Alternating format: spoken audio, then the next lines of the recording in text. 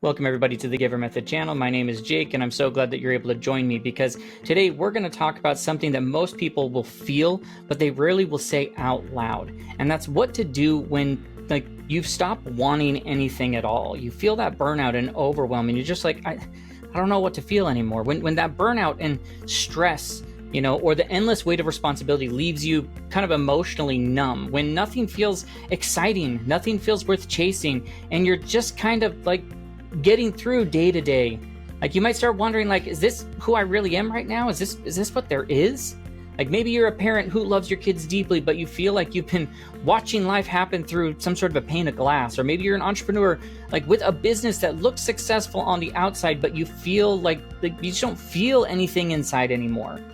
Or maybe you're an employee who shows up to work, day after day, but feels completely checked out with no energy to even think about what might be next. Now, if that sounds like you or anything similar to how you feel, like I want you to hear this, I want you to hear this really clearly, like there's nothing wrong with you, okay? You're not broken in any sort of way. That emotional flatness that you're feeling, like that's your nervous system doing its job. Like it's not laziness or lack of gratitude or anything along those lines. It's a protection that it's put into place. It's your body stepping in to keep you functioning when life has asked too much from you for far too long. Now, here's the hope. Your ability to want again, to feel, to be lit up again. Like it's not gone. It's been on pause for a bit. And with the right kind of support, the right type of things that you could easily put into place without just blowing everything up, like you can gently bring those back online. And I want to dive deep into those with you today. And like I said, my name is Jake Talbert. I'm the founder. I'm the author of this book. It's called The Giver Method. It is available on Amazon to go get. You can get it for anywhere from $2 to $10 based off what version you're going to get yourself.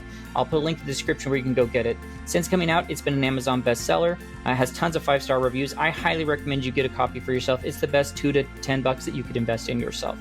Now, people love it. People keep giving it tons of great reviews because of two things. Number one, everything's going to be grounded in my story where I have walked similar paths to you. I'm a parent. I've got 3 kids. I'm an entrepreneur running a business. And on top of that, I've worked in that corporate 9-to-5 world, in that sea of cubicles, feeling like I'm just, another cog in the wheel. So I've walked similar paths as you. And so a lot of things that I cover can really relate to where you're at and what you're feeling. At the same time, within the book, there's all sorts of exercises, action items, and they're all designed to fit into your life as a parent, as the entrepreneur, as the person working away. Because once again, I had to make them make sense and fit into my own life and in the lives of, thousands of people that I've worked with. And so I highly recommend you go get yourself a copy. It's designed to help you to unpack your gifts, how to create those to be superpowers, create more influence and impact in your world, create more value for others, live a more fulfilled life, have better relationships. My gosh, the list goes on and on and on. So go check it out on Amazon. You can pause the video now, go to Amazon, look up The Giver Method by Jake Talbert, or use the link down in the description to go check it out from there. Now, like I said, since it's grounded in my own story, I like to relate even in the videos those things back to my own story. Like I can remember, there was very much a season of my life where I was completely and just utterly emotionally disconnected. Like I was functioning perfectly on the outside. I was meeting all my responsibilities. I was showing up for my family. I was handling work, but feeling absolutely nothing on the inside. It was like my emotional system had just gone into airplane mode, and I felt that way for years. What I discovered through my own journey and working with tons of other people is that emotional numbness isn't the end of the story. It's often the beginning of healing for you. And in this video, I want to walk through these 7 different strategies that help you to reconnect with your capacity for more desire, without pressure or without guilt and without pretending you're feeling something that you're actually not. And these are going to be gentle and doable and grounded both in science and real life, and they're created for people who are juggling families and careers and businesses and the very real exhaustion that comes with all of that.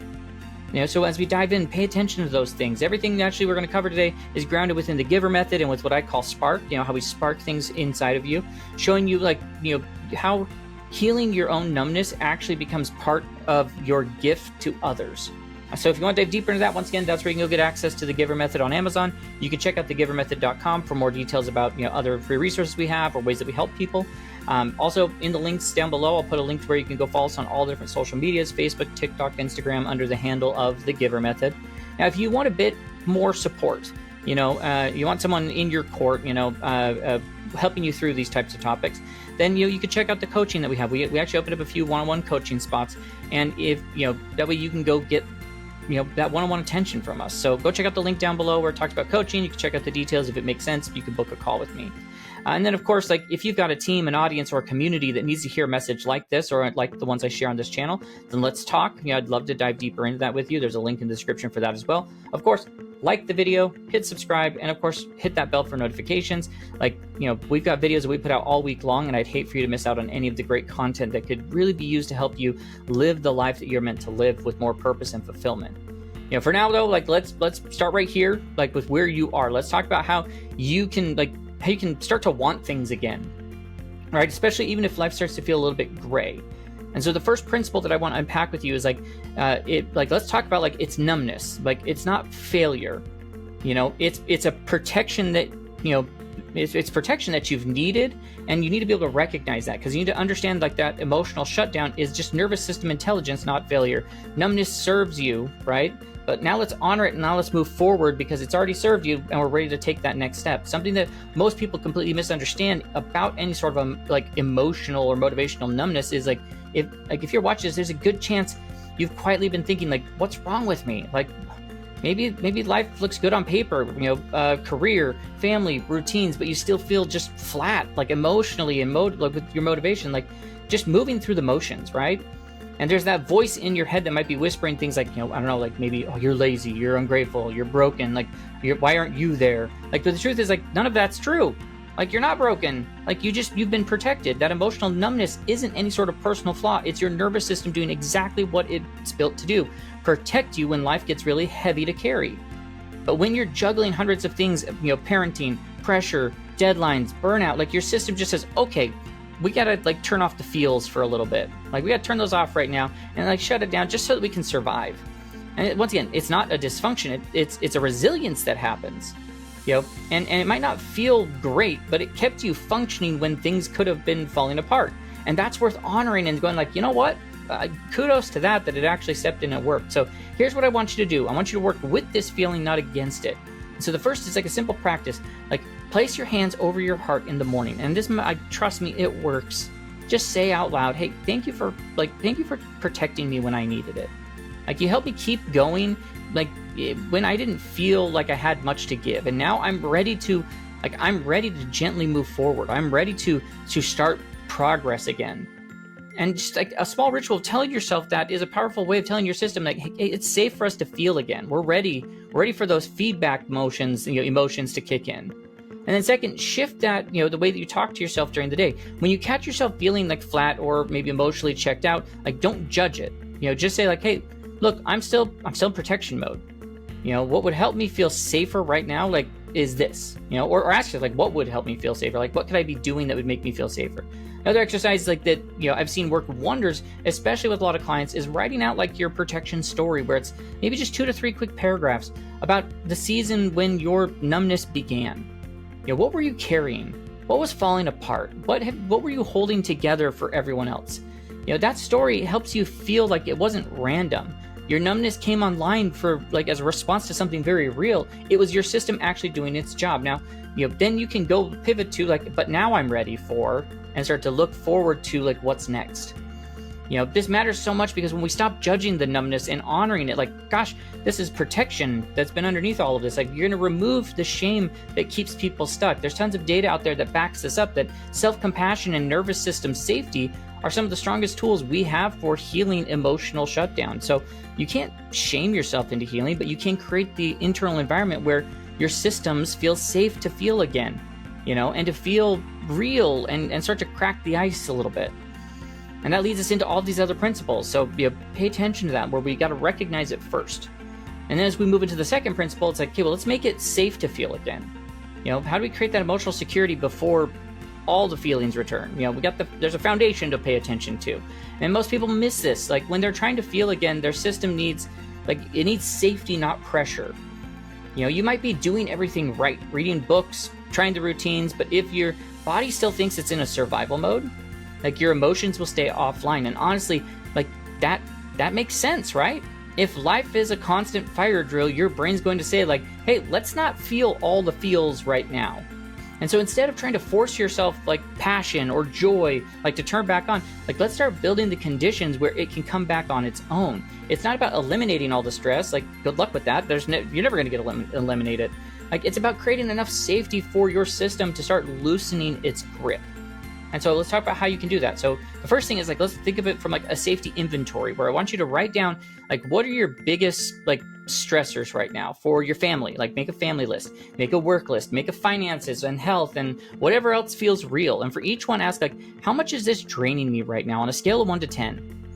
And then sort it, where, what can I shift? What can I do? Like, what do I need to accept for now? And just start creating clarity. Like, okay, well, if I were to shift these things around, like, well, I could do this little change. I could create this little, like just creating systems where you actually can see it and track it. Your brain starts to be like, oh, I'm used to systems. It's programmed to look for those, And then here's another thing, like every Sunday, do like some sort of like a bandwidth check where you rate your emotional capacity for the week. Like if you're a 3 out of 10, like that's not maybe the time to take that emotional deep dive. Align your plans with where your real energy is, not the version of you pretending that everything's okay. And then here's a big one. Build some safe zones for yourself where these are going to be protected, short and protected windows, maybe 5 to 30 minutes at most, where like nobody gets to need anything from you. No problem solving, no productivity, no screens or scrolling or anything. Just be. Like morning coffee, quiet walk, sitting in your car before going inside, like, and guard these like gold. And then one last one you can think about is like you could do the good enough rule. Your house doesn't have to be spotless. That email doesn't have to be perfect. You don't need to be the fixer for everyone every single time. Doing enough protects your energy so that you can you can actually feel again and use it to feel again. Because when, healing can happen when like your system believes it's okay to soften, like, okay, well, we just have to shift things. We have to look at it through a lens. We need to do it at the right time. Like that's where it starts to see that. Like you're not forcing them to come back online. You're inviting everything into safer spaces where your brain recognizes patterns and routines and these safety nets. The key is sustainable emotional reconnection. You don't power through numbness. You just like you want to safe it. Like I want to keep it safe. And so our third principle here is going to be like, track the tiny sparks. You have to learn to notice and celebrate the tiny moments where feelings are returning. It's like a muscle that you have to build over time because it's a big trap people will fall into. Most people think feeling will return like all at once. It's like they think like they're flipping on a switch. And healing through something like that doesn't work at all in that sort of a way. It's more like, lighting a branch with a tiny, to light a tiny candle, right? Like there's little flickers, at first and everything's going to start to build. And so that's why learning to notice it and celebrate it, those little moments is everything, because that little flash is where something actually feels good again. And it's not random. It's your emotional system just peeking its head out and saying like, hey, is everything good? Like, can we come out and be emotional, feel again? And so here's what I want you to do. I want you to start spotting them. Like one of the best ways is to keep some sort of tracking it in a journal or on phone, note app on your phone, like a couple times throughout the day. Pause and ask yourself, like, how alive do I feel right now on a scale of 1 to 10? And you're not trying to fix anything, you're just noticing. This helps build the emotional awareness without any sort of a pressure. Like, so that feeling flicker, how am I feeling right now? And then you can try like moment cataloging, where every evening you jot down one moment where you felt even like 1% more engaged. Maybe it was the song that you liked in the car. Maybe it was the quiet moment before the kids woke up. Maybe it was the cup of coffee that actually hit right. It doesn't need to be big. We're just starting to build some muscle. We're not chasing fireworks. You don't go to the gym and try to pick up the heaviest weights in the room. You just start with where you're at and build from there. And then here's a really powerful one that I've seen work for a lot of people is like, there's a contrast pause. Like when you're feeling anything again, a peace, a joy, interest, whatever, pause for just 5 to 10 seconds. Pause. Let yourself feel it, like feel the difference between that moment and your usual baseline. You're training your brain to notice like that feeling is okay and that I can hold on to that feeling over a period of time. These moments, they add up. You're literally rewiring your system to associate feeling with safety instead of overwhelm. And you start feeling that spark, and your first thought is like, wait, what is that? Like, yes, it was what you were expecting. That was the spark you're looking for. And those sparks, they add up, but you need to pay attention to them and recognize them so much. And then, of course, the fourth principle, I call the 3-minute curiosity reset. Once again, this is a safe, time-limited space to explore, like, what certain feelings might be interesting. You know, when you've been numb for a while, even an idea of feeling excited or passionate again, like, can feel exhausting. And so instead of trying to force desire back, like, let's go with something lighter. Just go with curiosity. Curiosity is an emotion with like it's like the low pressure cousin to you know, passion and excitement, motivation. You know, it's gentle and it doesn't ask for commitment. It just, you know, taps you on the shoulder and says like, hey, look at that. You know, what's that about? And so here's what you do. Like, start putting a timer for 3 minutes. And that's it. Like, just set a timer for 3 minutes. And during those 3 minutes, your only job is to notice anything that makes you pause. A sound, a color, the song, a texture, the shape of a leaf, something on your screen, something in your space. Just notice what pulls your attention and write it down. You know, you're not trying to feel inspired or lit up. You're just rebuilding muscle of noticing what stirs even in the tiniest ways in your interest. And then you could try this where once a week you do a little like interest digging, or you go back through something that you used to love, a movie, a playlist, a book, that childhood snack, and you don't try to feel what you used to feel. Just ask like, what part of me once connected with this? And look for the spark that could be there. You know, give it a try. Create some sort of a curiosity list where, you know, it's filled with stuff like, you know, that piques your interest, like no matter how random. You know, add the phrase like, and I don't have to do anything about it. Like, that's key when making curiosity to have like without any sort of pressure. Like, you know, what's the thing that piqued my interest? Like, oh, this thing, oh, gosh, that was really exciting. And I don't have to do anything about it.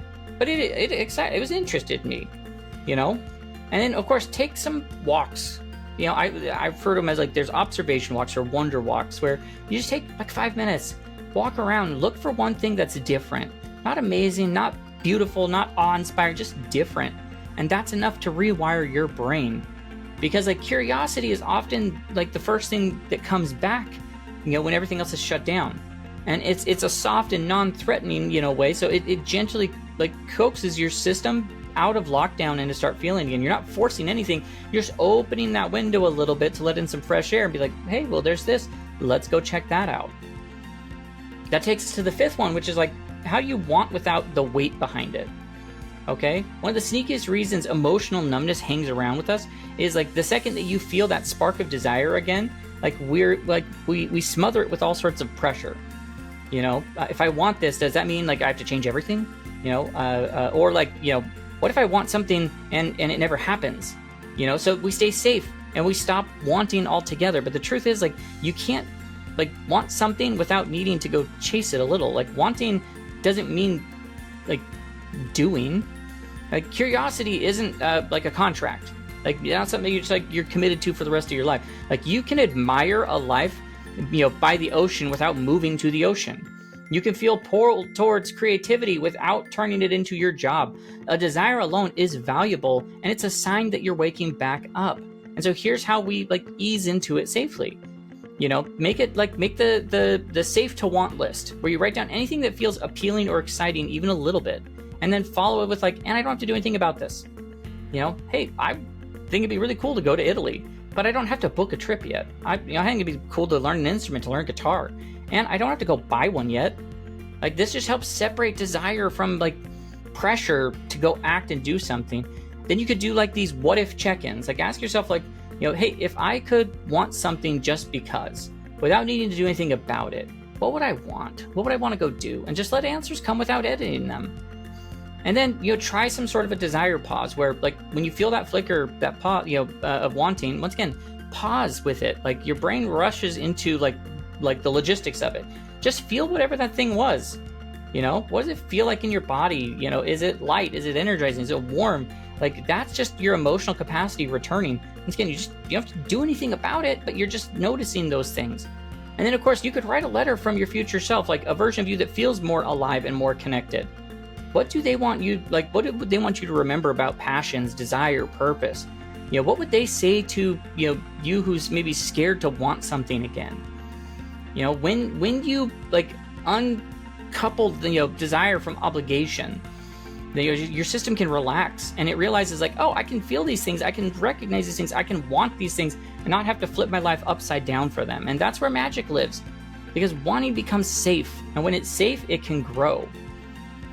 And then our sixth one, which is like, you feel through your first senses. You know, this plays a lot into what we've talked about. These build on each other so much. You know, there's this truth that like when emotions feel too big, you know, too unpredictable, too much to handle, your senses can find like can help find your way back, right? If all the emotions are over the top, like, well, we can rely on our senses. Think of your senses, you know, your sight, your sound, touch, taste, smell. Like, these are low pressure bridges from numbness to feeling. You know, the emotional, like, they're emotional training wheels, right? Like, you don't have to ask for deep introspection or breakthroughs. Just say like, hey, notice that, look at that, check that out. What does that smell like? What does that look like? What does that feel like? You don't need to feel anything big to get started. You just need to engage the world with, like, you know, in the physical ways, right? You just have to get your system to allow it time to catch up. And so what you could do is like, think of things like this. Like, you could set up things like, one I wrote that I liked just the title of, I called it Texture Tuesdays, but really any day works, where you just pay attention to how things feel. Like your shirt, the mug, you know, your steering wheel, you know, your pet's fur, whatever. Like just notice without needing to like or dislike it, you know, or use like taste mindfulness. Like, where during one meal, like, all right, no phones, no multitasking, just like notice like what's the temperature of it, what's the flavor, what's the texture of the food, you know. Let the act of eating become this anchor to like being in the present moment. You could do sound scans where you pause during your day and listen. Like, what do I hear? Is there music? Is there traffic? Is there silence? Like, name it in your head. And once again, not judge. Just like, we're just trying to notice things. And then take like a quick visual interest walk where you walk around for 3 to 5 minutes and you look at, you know, the different shapes or the shadows, the colors, the patterns. Like, we're not looking for beauty or awe, just details. Let your eyes roam and report back to you. You know, and then you could build in these scent check-ins where, like, take that time. Like, I'm gonna smell the coffee, the candle, the shampoo you use. Scent is a direct line to your emotional brain, and it's one of the fastest ways to bring feeling back. Like, sensory experiences, like, they use the same like neural pathways as emotions, but they like feel safer to your nervous system. They give you a way to be present without pressure. They let your system start trusting that it can be present. Like, that's not dangerous. You can do that. That emotions begin to sneak their way back in, and sometimes without even realizing it. And so you don't have to dive straight into like, let me go full emotions again. Like, just open the door. Let your senses be at the door and just, you know, crack it open a little bit so they can, you know, your senses can start the path forward. And then, of course, there's our last one, our 7th principle, which is like building emotional strength the same way that we rebuild muscle, you know, and this should be no shock based off everything we've talked about. Think of emotional healing the same way you think about like physical therapy. You don't go from a sprained ankle to running a marathon overnight. You start slow, you test your limits, you rest, you know, when it's too much, and over time, you're going to build your strength back. The same goes for feeling again. So, like, there's this gradual exposure we're looking for to gently increase your tolerance for emotion without shocking your system. You know, that means starting with some low-risk emotional experiments like we talked about, building some stamina, and then only, like, turning up the dial when your system's ready. So this could look like, you know, here's a multi-week plan that you could do where it's like, for the first 2 weeks, you know, go small, like one micro positive moment each day. Like, what's the funny meme, the comforting song, the short chat with someone safe, nothing intense, like just mild and like enjoyment. And then rate how you felt on 1 to 10 without judging it. Just notice those things. Then after those first 2 weeks, like, add a little bit of engagement. Watch a movie you used to like. Say yes to a short lunch. Do something creative for a few minutes. Like, give yourself like an exit route if things get too heavy. And then as we get to like weeks 5, 6, like gently give yourself, like, challenge yourself a little bit more. Read something that sparks your curiosity. Try a new thing. Learn, like, let yourself feel a little uncertain or vulnerable without trying to fix it. And then as we get to like a week 7, 8, like, expand that range from there. Allow some mild, maybe sadness, some small excitements, little tiny frustrations, like full spectrum. Like, you don't have to be at full volume. Just like, you're not chasing drama. You're just practicing depth. And along the way, like, you can do these different emotional weather checks, like several times throughout the day. Pause and name whatever emotional state is right then. I don't know, it's partly cloudy. It's sunny with wind, overcast, but it's calm. Like, and it helps you just normalize the fluctuations that you're feeling. You know, your nervous system doesn't trust these big emotional swings. Like, that actually can shock it. Like, it is still be in protection mode, but slow, steady exposure builds on capacity, and it teaches your system that, hey, I can feel this, and that's okay.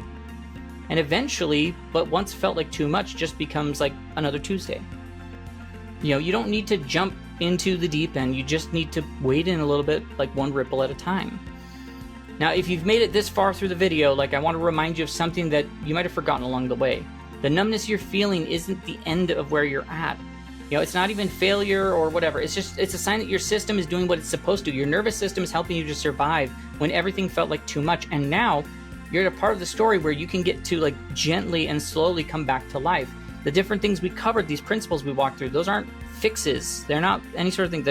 These are gentle invitations. They're about creating the kind of safety that your nervous system can trust again. You know, they're about rebuilding your capacity to want and feel and dream without any sort of pressure. So you don't have to tackle everything at once. Like, you don't have to go do all 7 tomorrow. Just pick one that resonated with you and let it sit for a while. Let it land. Let it be enough for today. And that's how this works. Tiny and repeatable steps, small cracks of light, little flickers of aliveness that come back. That's what's going to build life again.